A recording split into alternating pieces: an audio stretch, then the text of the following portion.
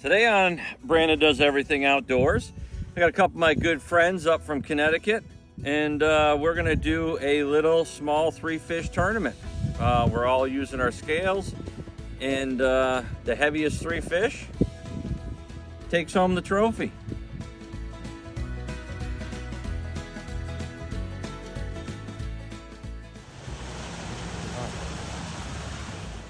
All right, here, team 1. We've got the Thompsons. My guess is they're going to be making a big run over to Chameau because that's where Ed gets the big ones. All right. Team 2, the Ivans. John Ivan and Tammy. He's got a lot of secrets. So I'm going to keep my eye out for him at the end of this tournament because I think he's probably going to be the one bringing in the biggest 3.